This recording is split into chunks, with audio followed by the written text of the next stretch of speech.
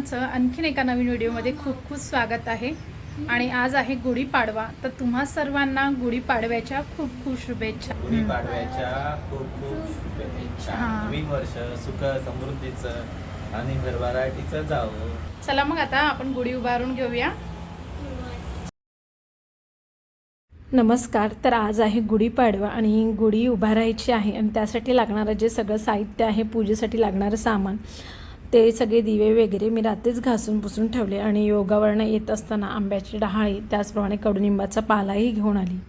आणि आज तुमच्यासोबत एक गोष्ट शेअर करायची होती। तर जवळजवळ 4 वर्षापूर्वी आपण यूट्यूब चॅनल सुरू केलं आणि हे आपल्या यूट्यूब चॅनलचं 5वं वर्ष आहे। याच दिवशी आपण आपला पहिला व्हिडिओ यूट्यूब चॅनलवर टाकलेला होता गुढीपाडव्याचा आणि तुमच्या छान अशा पाठिंब्यामुळे आपला छान असा चॅनल ग्रो होत आहे आणि तुमचा पाठिंबा सतत असाच आमच्यासोबत असावा, त्यामुळे आपलं चॅनल अजून छान ग्रो होणार आहे। आणि बघितलं तर एक चूक मी या 4 वर्षामध्ये केली की कंटिन्यू व्हिडिओ न टाकल्यामुळे सबस्क्रायबर तेवढेसे वाढले नाहीत आणि काही जण असेही आहेत की व्हिडिओ बघतात पण व्हिडिओला अजूनही सबस्क्राईब केलं नाही। तर तुम्ही जर अजून आपल्या चॅनलला सबस्क्राईब केलं नाही तर सबस्क्राईब जरूर करा आणि मला जसं शक्य होईल तसे मी व्हिडिओ टाकत जाईन, कारण रुईश लहान आहे, त्याची जबाबदारी आहे आणि माझी फर्स्ट प्रायोरिटी रुईश असल्यामुळे त्याच्याकडे दुर्लक्ष न होता जेवढं मला शक्य होईल तेवढं मी टाकत असते आणि टाकण्याचा प्रयत्न करेन। तर तुमचा पाठिंबा असाच राहू द्या। आणि ह्या गुढीपाडव्याच्या दिवशी नवीन वर्षाची सुरुवात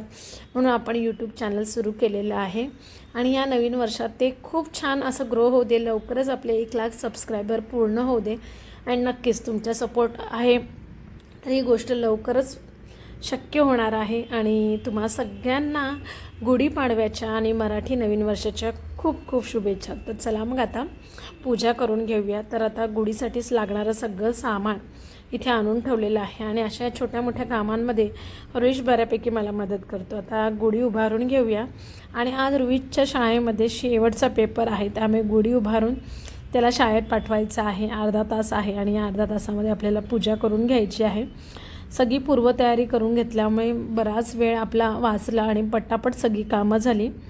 आणि रुईशला ही गुढी कशी उभारतात, आपले सण आहेत ते मुलांना समजणं गरजेचं आहे, कारण जर आपण आत्ता आपल्या सणांचं महत्त्व मुलांना सांगितलं तर नक्कीच पुढच्या पिढीपर्यंत ते आपले सण पोहोचणार आहेत। त्यामुळे प्रत्येक सण जेवढा शक्य होईल तिकडे तेवढा मी इकडे सुद्धा साजरा करते की जेणेकरून रुईशला आपल्या सणांचं महत्त्व कळावं म्हणून। आणि खरंच जर आपल्या घरात लहान मुलं असतील तर लहान मुलांना आपल्या सणाचं, आपल्या कल्चरचं महत्त्व सांगणं ही आपली एक जबाबदारी आहे। आणि आता मी गुढी उभारून घेतो। इथे मी कलश स्थापना केलेली आहे आणि तोपर्यंत हे सुद्धा बघितलं तर दिवे लावून घेतात आहे, दिवा लावून घेतलेला आहे आणि आता कलशाची पूजा करून घेत आहोत। कलशाची पूजा करून आता आपण गुढी उभारून घेऊया।